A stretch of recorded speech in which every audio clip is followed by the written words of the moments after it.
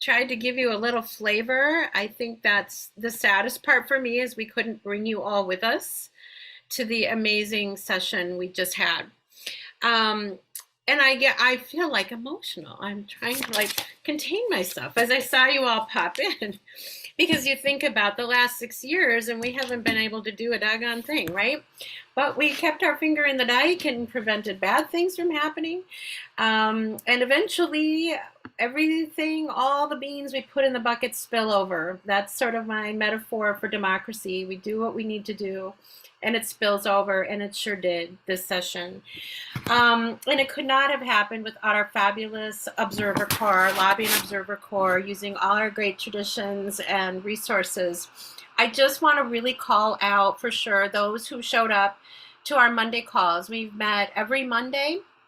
We, meaning Sam, who has just been a fabulous civic engagement director. We want to just like give a little clap out to Sam, who just really took this on and worked so closely with everyone, again, in partnership with our wonderful board member, Amy Cowcutt, and advocacy chair. Just couldn't have been a better leadership team. I don't think I was ever on a lobby call, which for me, that's like, you know, I was able to do other things, so I'm so thankful. I do want to call out the people. We had over 18 meetings and 31 members. So for those of you who've been around a while and remember the action committee, and hopefully you saw some of those pictures, we were at the Capitol, we were seen, we were heard, and we had a great time and got stuff done. So I'm going to say your name. We have a big screen. We've got over 80, 90 people on. You won't see each other, but if your screen is such that those of you, when I call your name, just sort of wave, and hopefully you'll see some of the people who participated very actively, again, 18 meetings over these last 5 months.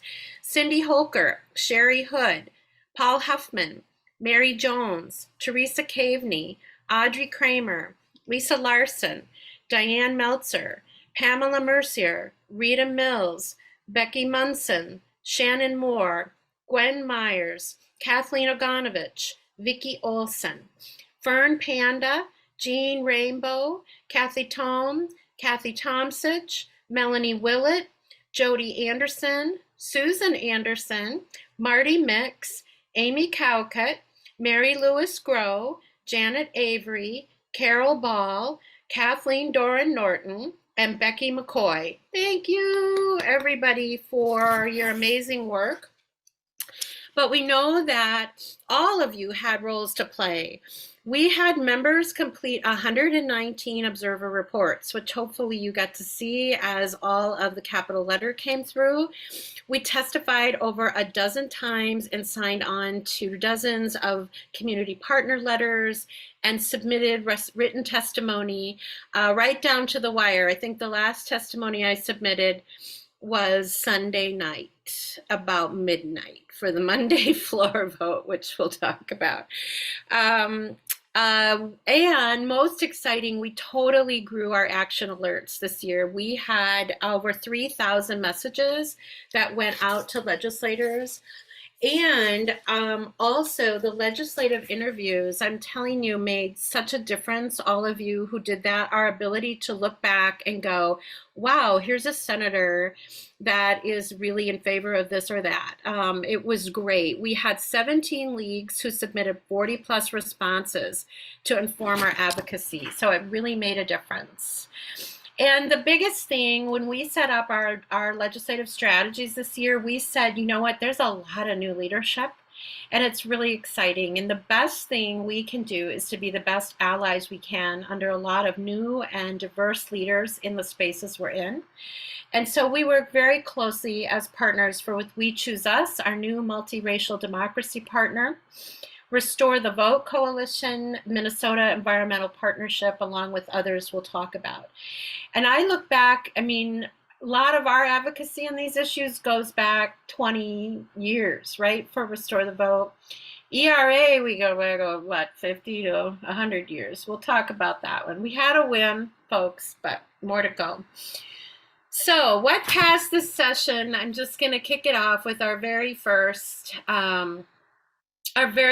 win, which was so thrilling, was Restore the Vote. Of course, being able to actually re-enfranchise people who did not have the right to vote, who are living in our communities after serving a felony sentence, was amazing. Most amazing also was just the ability to work with such an outstanding coalition of diverse partners. It's the most functional collaborative I've ever been on, and it was thrilling. And we continue to work together today in implementation, which we'll talk about. And after the vote, people got right to work because immediate questions came up, like what about people who are on work release? So there was already amendment done. People are working very hard to make sure that these bills are solidly implemented across the state. So that was certainly a thrilling one right off the bat. And for a group like ours to be a part of, it's really great.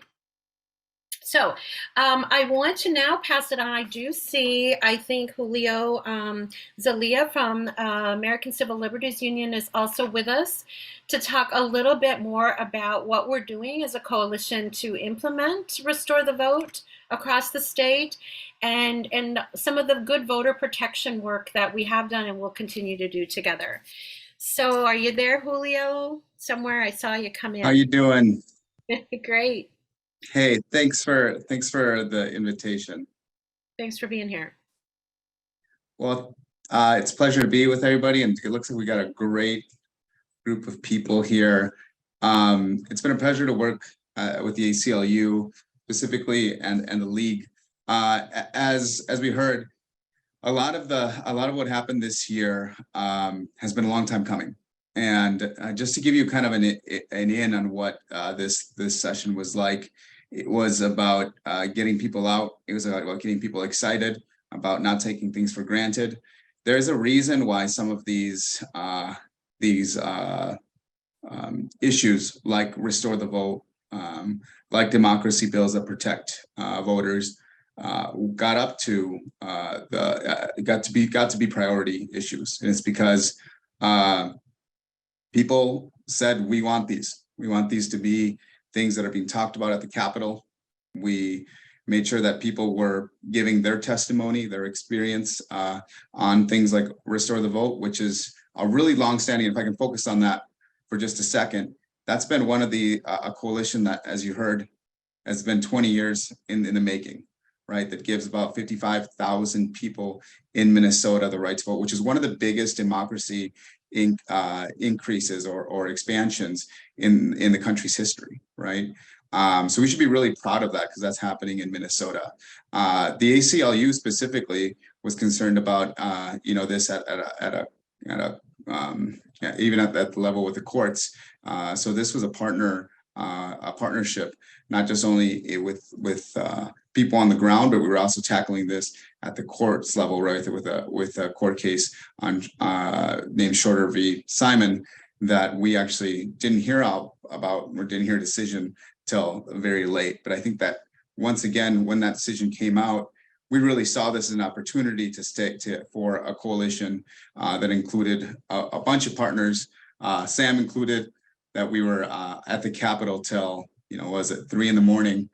For Restore the Vote, and on that same day, driver's license to come through. So there was a lot of cross-pollination, a lot of excitement, but also not taking anything for granted. So I want to thank y'all and your support. I want to thank the league for being able to drive them. In fact, I think most of the resources that I used was really, I was telling Sam, some of the best explainers on what the law was and what we were trying to do came from the league. So really appreciate y'all for doing a lot of that work and really getting people to know what's at stake. But there's still a lot of work to do. The law has passed, and even the moment that it passed, there was things that needed to be fixed. Right now, people need to know that they have the right to vote. That people formerly incarcerated on parole, on probation, and even on work release now have the ability to vote, and we need people's help to let them know that. So right now, we're going to be filing a data practice to get the information of people who are newly able to vote within Restore the Vote. We're going to be trying to contact doors or knock on doors. We're going to be trying to get flyers out so that people know that this is happening. In fact, I want to invite y'all before I get off this to June on June 1st, the start of this law, together with all of your leadership, together with the coalition at Restore the Vote. We're going to have an event at Arlington Hills Community Center on June 1st from 10 to 2, where we will be having the Secretary of State. We're going to be having people from the Timberwolves. It's going to be a party to get this started and get people to know that they have the right to vote. And we'll be knocking on doors. We'll be canvassing on the east side of St. Paul, one of the places that we want to see that increase of people coming out to vote, and letting them know there's a new horizon in democracy in Minnesota, and we're going to welcome people to that polling place to come vote. So it's been a pleasure to work with y'all, and I look forward to just keep on keeping on. Thank you so much, Thanks. Julio. Yeah, looking forward to continuing the work with you, and I'm glad that you could be here today to talk about what we've accomplished and also grounding us in the historical context. So here's what we just talked about: Restore the Vote for election policy and implementation. And now I have the honor to introduce Nicole Freeman, who spent a lot more long nights at the Capitol than any of us here, in early mornings, I should say, even when you were sick. So I thank you for doing that. And I'm hoping you can cover some of these big policy changes affecting the league's work, particularly, and what sorts of other things that you think are relevant for us to know. And we'll have like about 10 minutes. And if you have questions, please put them in the chat for Nicole. Sure, absolutely. Thanks so much, Sam and Michelle, for having me tonight. It feels really good to be on the other side of session. And so I'm happy to be here with you all. Sam asked me, as you saw, to sort of talk about a few different things. And then, yes, I'm happy to answer any questions. One thing I'll say is this is like very much the highlights. There's a bunch of little things that are like also very meaningful that happened in the bill, the state government elections bill, particularly that I know various folks, whether it's administrators or community organizations or just staff in our office, have been waiting to tweak for a long time. And so this list is not exhaustive, but the big things, pre-registration. So in Minnesota right now, if you will be 17, if you're 17 and you'll be 18 in time for the next general election, you can pre-register to vote. And so what this law change did in House File 3, that will start on June 1st, 2023. It expands it to any 16 or 17-year-old can pre-register. And what pre-registering means is that your prospective voters' information will go into our database, into SVRS, be processed by the counties, and then will go into pending status. And so that means it's kind of like a holding room. And so they're in the waiting room until they're 18. Once they get into that waiting room and are processed by the county elections officials, they'll get a letter saying, congratulations, you've been pre-registered. Here's some information on what that means, how to update your pre-registration, and here's what will happen when you turn 18. And then when they turn 18, they'll get a postal verification card, which is a step in the process for anyone who registers to vote to confirm that somebody lives where they say they live, essentially. And so that postal verification card will go out to them when they turn 18. And so I think this is a reform that the secretary has been supportive of since he was in the House. It's a reform that I know folks have been working on for many years. It is one of the reforms that was one of our top priorities this year, as it is a successful policy that exists in red states and blue states across the country and has for many years, and is really a great way to start getting people to see themselves as voters. So we're excited about that. The next item on the list was also included in House File 3. And that was permanent absentee voting.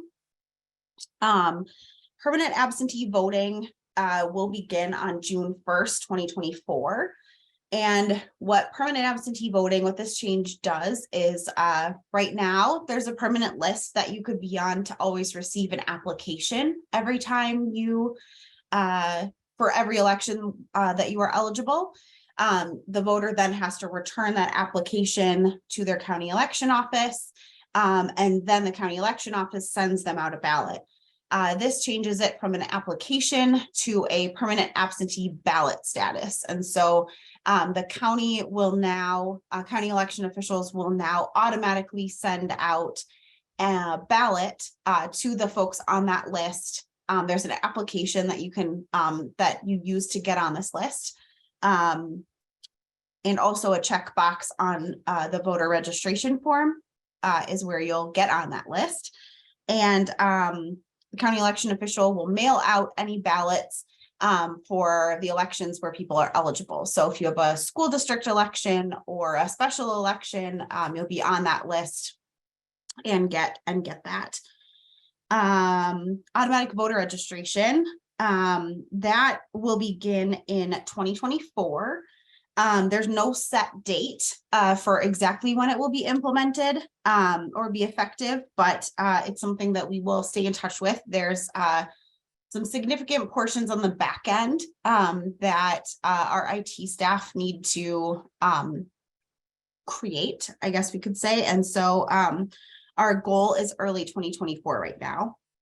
What automatic voter registration means, the secretary sort of said over and over again, so I'll use his phrasing, is that the automatic part is a misnomer.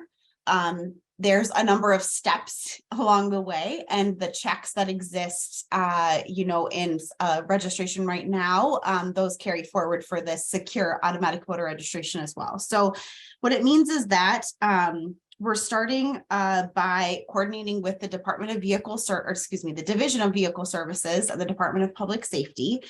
And they're going to pass data to the Office of the Secretary of State for ID transactions where someone meets all the eligibility requirements to become a registered voter. And so that means that the person will be, they could be 16 or 17 and pre-register, but then they also need to have shown citizenship affirming documentation. So if you think about when you go to apply for a license or a new ID, you may use a birth certificate, you may use a passport, a certificate of naturalization. You know, there's a number of citizenship affirming documents that could be used. And so the Division of Vehicle Services will create a process to only share the data and automatically register those voters, or excuse me, those individuals who have shown that citizenship affirming documentation. That then comes to Office of the Secretary of State, and then the office will provide that information out to the county election officials. The county election officials will process that information. Those voters go into a pending queue and have 20 days to respond to a mailing that will go out to them that says, hey, you've been automatically registered. Here's what it means. If you want to opt out, here's the process. And so, yeah, they'll have 20 days to do that. The next thing that Sam wanted me to talk about was the Help America Vote Act and the changes that were made around how Minnesota treats the funding, some of the grant funding that comes from the federal government under the Help America Vote Act. So from time to time, the federal government will appropriate money in the form of a grant for election security and other purposes. And this grant funding, Minnesota was the only state that sort of has been has a provision in our statutes that sort of holds us up, gives us an extra step and a hurdle to jump over. So in Minnesota, prior to the law change that passed with the state government bill, OSS needs legislative approval before they can spend any of the money that the federal government has appropriated. So what we did is we leveled the playing field. So now Minnesota is in line with all other 50 states. If the federal government appropriates money through that Help America Vote Act grant, that money goes right into the grant account. And so the office is able to use that. There is still a lot of oversight that happens with the Election Assistance Commission, the EAC. It's a federal commission that oversees these grant funds. We have spending plans and budgets and reports that are due quarterly and are updated quarterly related to the HAVA grant funds. And so there's still an immense amount of oversight that happens. Additionally, the state legislature would still need to approve matching funds, which are oftentimes required. So we're excited to be able to, use the money as the state needs. Sometimes that is something with our office, and sometimes that's something in the form of a grant to local governments as well. One thing, I know I'm basically out of time. I wanted to give a shout out to Michelle though. One of the little things that I think will have a positive impact for many organizations is the new requirement that on a candidate filing affidavit that an email address is required. So if a campaign or candidate has an email address, there is an opt-out, because you can imagine a scenario where there are people that are running for office that truly don't use email. But if they have an email address, it is now required on that candidate filing affidavit. And so we're hopeful that that provides another means for constituents and prospective voters and other organizations to reach out to those candidates. So I know there's questions. I'll let you decide, Sam, if you want them now or later. I'm here till 5:30, so happy to do whatever. And Sam, before you hit the questions, first of all, yay, thanks, Nicole. That's huge for Vote 411 work on our behalf to be able to get to candidates. We have also a lovely guest in our meeting today named Irene Frazier, who is not a person. She is some kind of lovely bot. We can't remove her, but don't click on anything she sends you. So we should be fine. There's always something, but I'm just letting you know her point is to get you to click on something. So if she direct messages you, don't just ignore anyone named Irene Frazier. Sorry for that. Okay, Sam, do you want me to put the questions out there? I can do it. Thank you, Michelle, for catching that.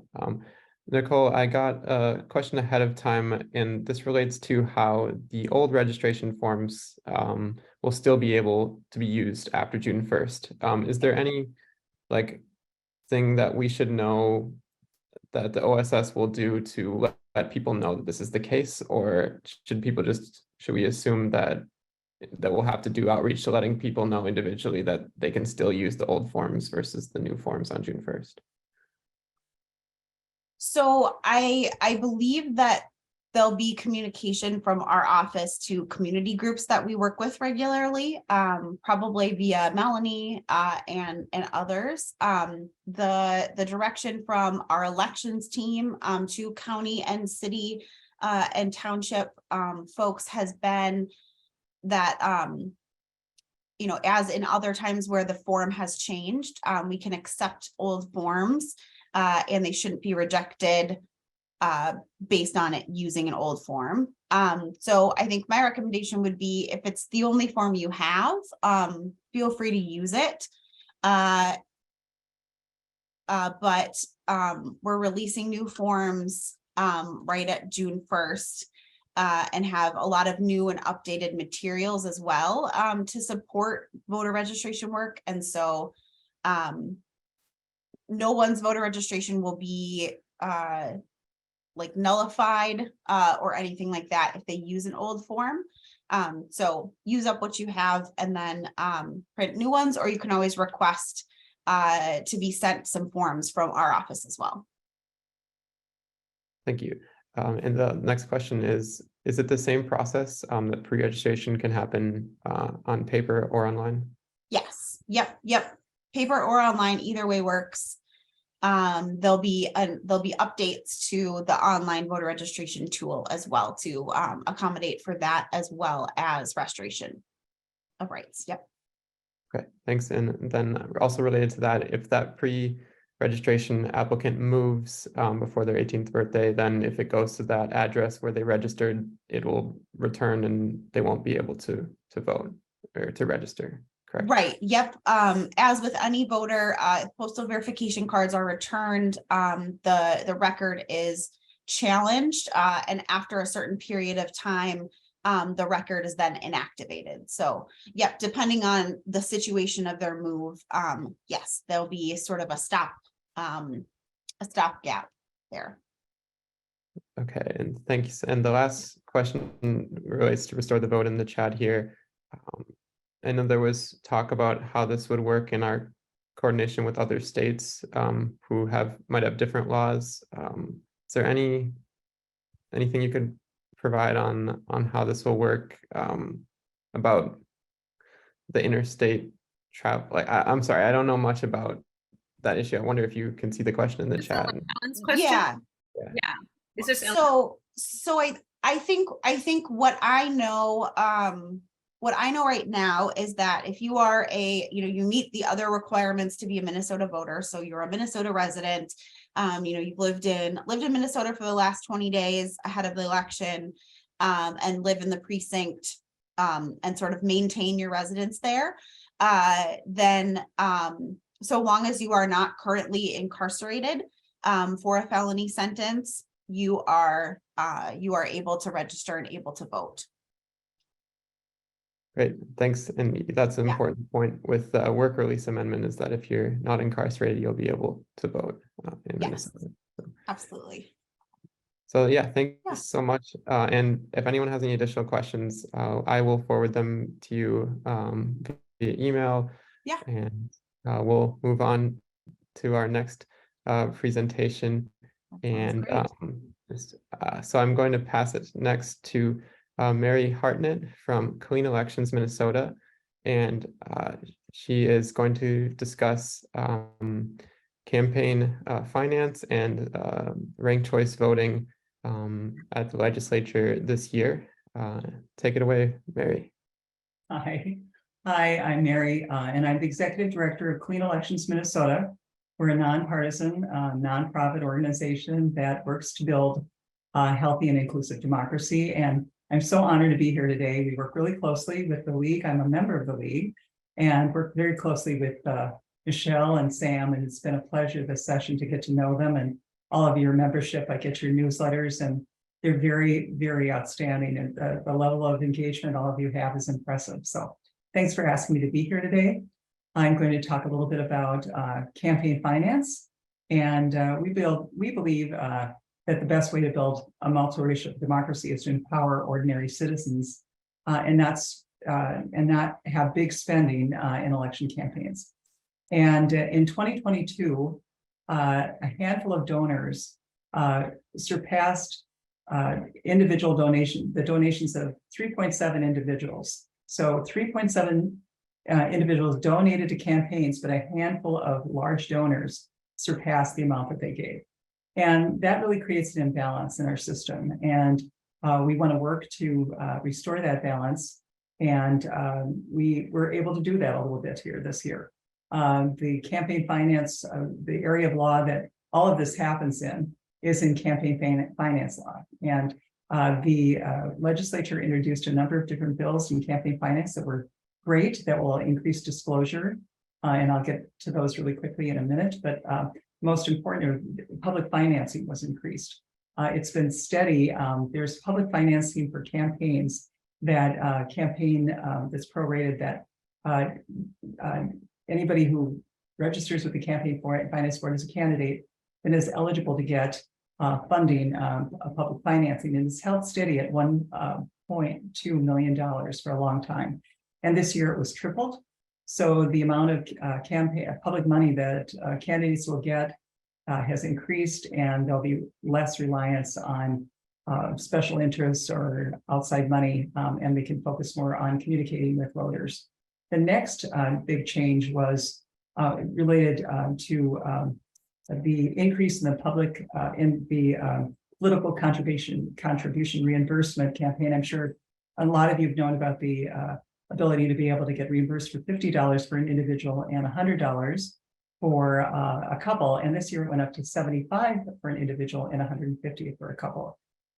It's a difficult system that's kind of arcane. It's paper-based, but we'll be working with the Department of Revenue afterwards to try to get it to be an online reimbursement process to make it smoother. So those are the big pieces there. Also, now for disclosure, banning foreign corporations from being able to donate to campaigns, and then it also really clarified who has to report when they're trying to influence elections, and so there's more disclosure and less dark money in politics. So those are the big changes that have happened there. Next, in ranked choice voting. Ranked choice voting came out of the gate strong, but they didn't get everything they wanted. They came in, had worked with the Secretary of State to put together a ranked choice voting task force that would have looked at the viability of ranked choice voting, and then they found it to be viable to put forward a path of implementing it statewide. They weren't able to make that happen, but instead there's a voting Secretary of State voters task force that has been assembled that will be looking at voter engagement, and will also be looking at ranked choice voting. It's part of the system, so it's a big step forward. They made progress and were able to get that in. So advocates will be working with the Secretary of State as they roll that out. They did try to get the local option for jurisdictions, local jurisdictions, to be able to get ranked choice voting as an option. Local jurisdictions from Otter Tail County down to Rochester, a number, I think there were about 8 or 9 different local jurisdictions that voted and said they wanted to have ranked choice voting, but they're prevented by state law, current state law, from doing that. Only 50% of cities now in Minnesota are able to get ranked choice voting. So they were trying to get advocates were trying to get a local option available for those municipalities or those local jurisdictions that wanted to be able to pass it in their locales. They were unable to get that this year, but you can expect to see that back on the docket next year. Well, advocates will be working on that. So those are the big pieces with ranked choice voting and campaign finance. Many other pieces, but we'll leave it at that.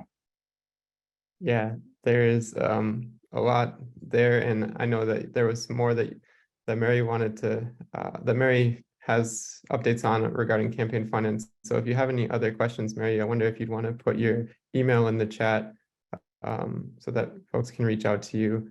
And sure. And I saw a quick question about, do they apply to congressional, the foreign corporations piece apply to congressional to Congress or on a national level? And I believe that there are already measures in place for measures in place on a national level, but they weren't on a state level. So we're getting caught up in the state level to prevent them from influencing our state elections. And I want to add to that, you know, again, just the importance of these legislative interviews and knowing our legislators. Like, if everyone could walk away with one thing, it's get to know your legislators of all parties as best you can and have those personal relationships. I remember, Mary, when you and I were sitting there and we're talking about Restore the Vote, and we're like, well, there's some possibility that Abler's going to be voting yes. Mm-hmm. And I've worked with him on all these things. And so, you know, not that we want to take personal credit, but Abler voted for Restore the Vote. We got 3 Republicans who voted for Restore the Vote.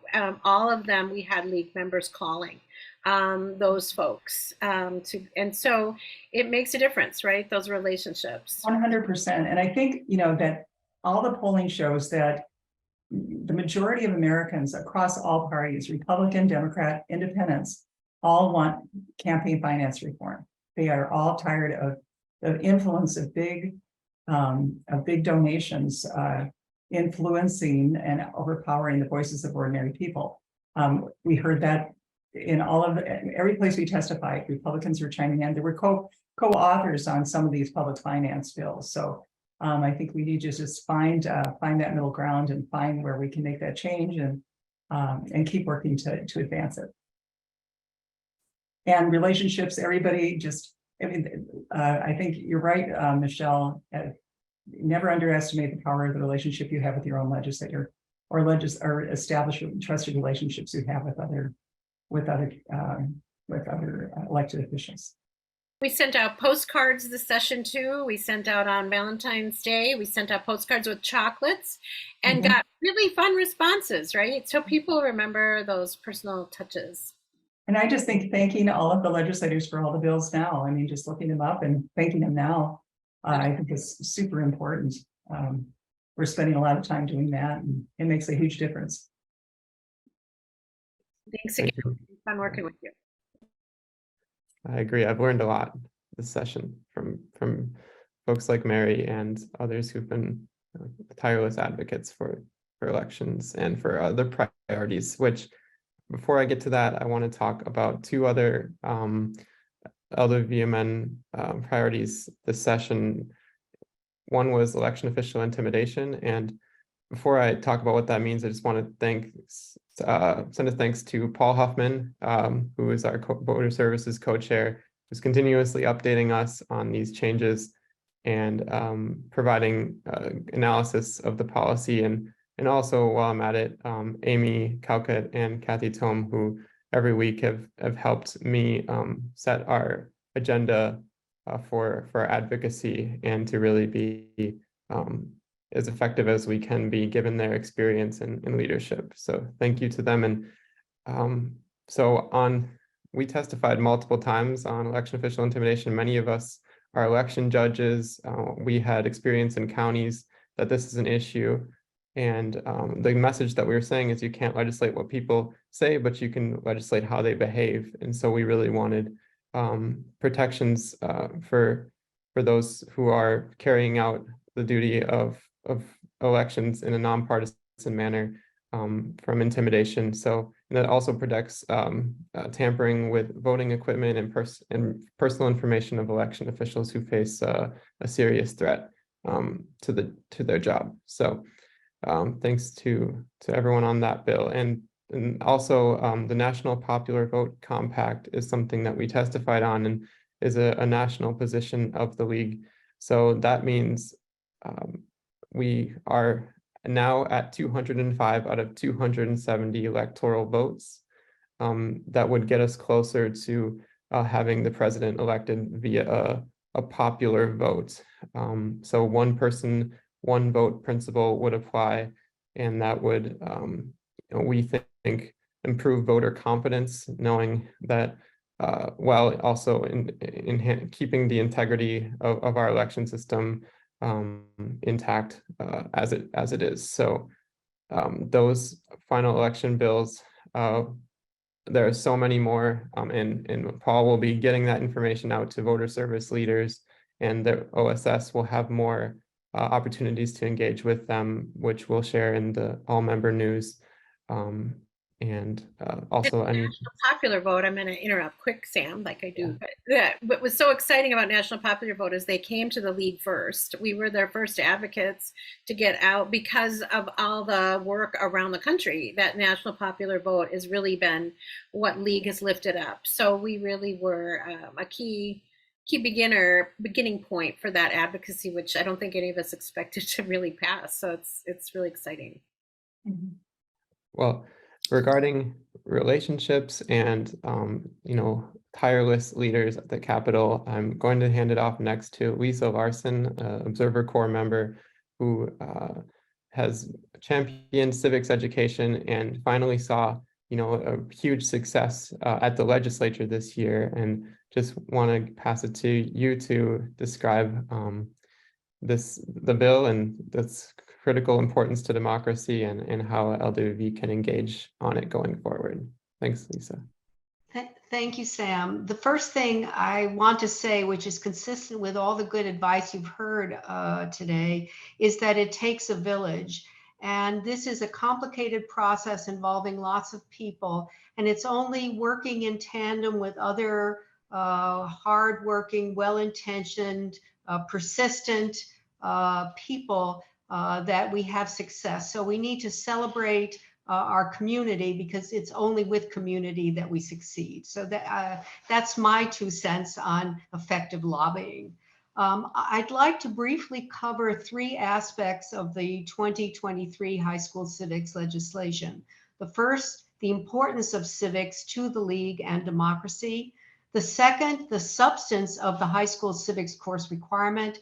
And the third would be next steps, how league members might use this requirement to build connections with local high school administrators and civics teachers to help support student learning in civics. Point 1, the importance of civics to the league and democracy. Civics education is key to the purpose and mission of the League of Women Voters. Democracy is not self-sustaining. It depends on informed citizens who actively and effectively participate in their government. Strengthening democracy is an interest we should all share. A high-quality civics education lets students experience democratic processes and learn from those real-world experiences. Ideally, a credit-bearing civics course lets all Minnesota students soon to graduate and vote, including students from disadvantaged communities, to develop the knowledge, skills, and agency they need to navigate the public sector and work with public officials to effectively address their individual and community needs and interests. Point 2, to the substance of the legislation. The high school civics course requirement appears in the conference committee report for House File 2479, which is the Omnibus E12 education bill. It's in Article 2, Sections 4, 7, and 66. And the last I checked, which was this morning, that bill appears to be awaiting the governor's signature. In the legislation, students must complete a credit-bearing civics course in 11th or 12th grade, or other advanced placement, international baccalaureate, or other rigorous civics course beginning in the 2024-2025 school year in order to graduate from high school. The statewide civic exam is repealed. The conference committee language captures much of the substance of Representative Erdahl's civics bill, House File 358, which had 35 bipartisan authors, 35 being the maximum number of authors allowed, and reflects 6 years of legislative effort by Representative Erdahl and others. Senator Swedzinski carried the civic legislation in the Senate. Finally, point 3, next step. That would involve, I would recommend, building connections with educators to help support and expand local civics programs that provide students with actual experiences in civic engagement. The civics course requirement and pre-registration of 16 and 17-year-olds to vote create opportunity for league members to partner with high school administrators and civics teachers in supporting civics-related programs, and especially, and I can't emphasize this enough, programs that provide students with actual experiences in civic engagement, particularly since schools aren't very good models of democracy, if we're truthful about it. Some league members, for example, have held elective office at the local, regional, or state level, worked for or with local, regional, state, or even federal officials, offices, or agencies, or registered voters, attended naturalization ceremonies, or participated in league-sponsored candidate forums. Such knowledge and experiences are critical to democracy and effective civic engagement. Local leagues, along with the state league, might 1, consider how to build and strengthen connections with school administrators and civics teachers, and 2, identify substantive, concrete ways to help support and expand local civics-related programs that give students actual experiences in civic engagement. Specifically, I would like to respectfully suggest that state and local leagues collaborate on an action plan to encourage educators to make active learning. And this might be as straightforward as having a marked crosswalk installed near a school building, an integral part of a civics course. Thank you for your time. Thank you, Lisa. And just an FYI for everyone that we are recording, and we'll send out the recording to everyone if you weren't able to take notes. But we're going to move on to the next two updates. So I'm wondering if both Michelle and Marty, if you could please take 2 minutes to discuss each of these two important policy updates. Yes, I will. Thank you. ERA, we definitely, yesterday felt differently than we feel today. Today, we're celebrating the victories we had. And I think Suzanne Wilhite is on here too. But in short, we did get passage of our resolution to Congress. So the state of Minnesota is sending that message that we want the 28th Amendment of the U.S. Constitution to be ratified, have the ERA ratified as that 28th Amendment. We also got 9 Republican votes in the Senate, which was really, really amazing. So that was exciting for us. And we got that one through both Senate and the House. We got the Senate also to approve, actually our 9 votes also translated to the state, the resolution to have this on as a constitutional amendment on the state ballot in 2024.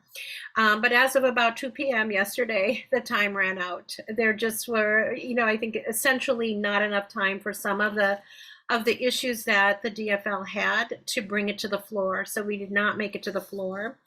However, there has been a real commitment on the part of leadership that we've heard from both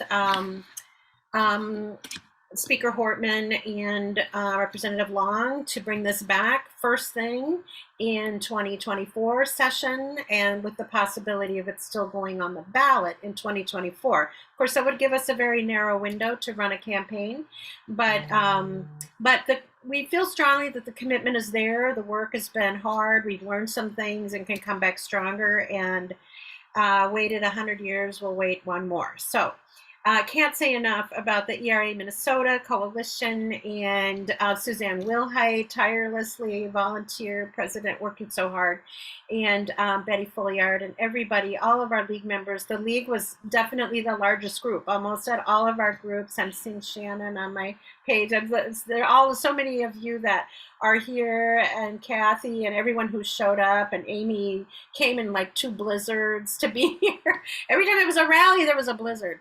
So thank you, everybody. Suzanne, if you want to say anything quick, I think she was taking actually a call, but. Yes, during this, I just got a call from Representative Long, and he apologized.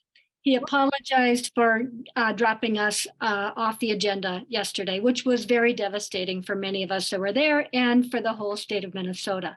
But he did pledge that he will be bringing this up early. We intend to meet with him in June and our bill authors, and then he's putting this on the Rules Committee to bring up early in the session in 2024. And so we wanted that in writing. We wanted a commitment. We have that, but there will be a coalition meeting, and League of Women Voters is involved with that.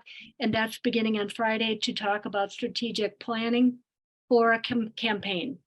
So we are still on the track to get this done in 2024, and we don't want to lose momentum, even though we had a little bit of a loss. Yes.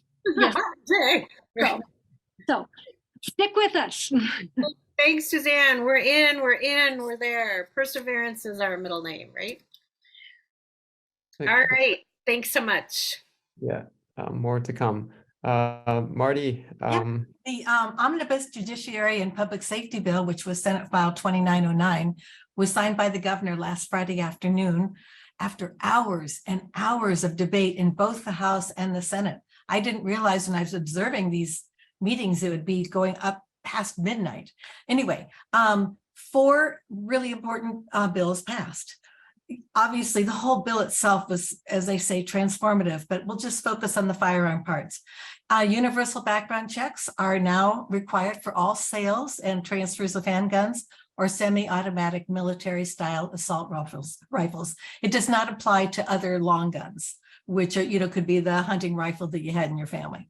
But it does include the gun shows and private transactions.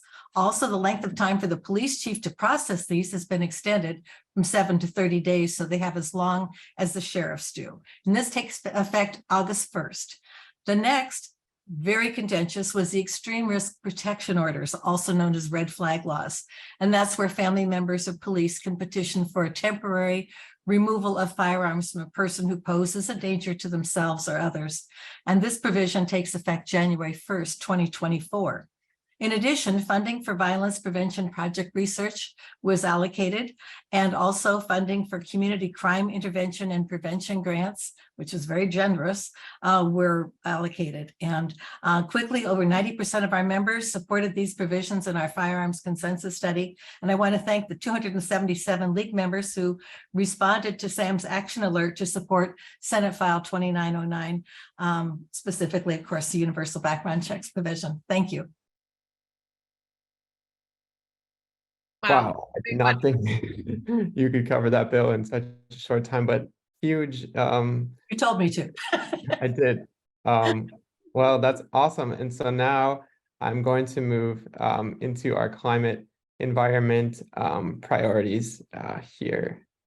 And that is going to happen in a We minute. could also take a separate hour, but Okay, so a lot happened, and I don't have enough, time to go over it. But in short, this was a big year for the environment. A lot of the money goes towards investing in resilience. The legislator took money, about $200 million, to match federal funding that will apply to upgrades and other clean energy projects in Minnesota. So the capital investment bill also will provide updates to water infrastructure across the state of Minnesota. And in addition, the bills really prioritize environment and community. For example, the Environmental Natural Resources Trust Fund will be placed on the 2024 ballot.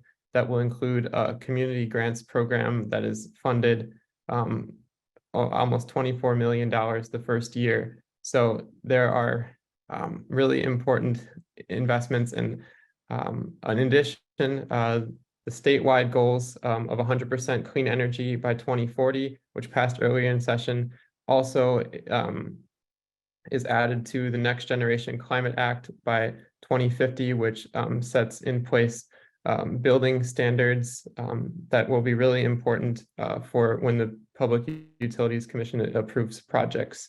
So another important league priority is that these policies really address environmental justice. For example, in communities that are burdened by pollution, there will be a new process that will consider the cumulative impacts of a project before it is approved on that community.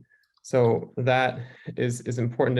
And similarly, in the realm of agriculture, emerging farmers were funded and invested in through grant money, and in addition, soil health practices, which we know promote or sequester carbon, and also provide a diverse revenue source for farmers across the state.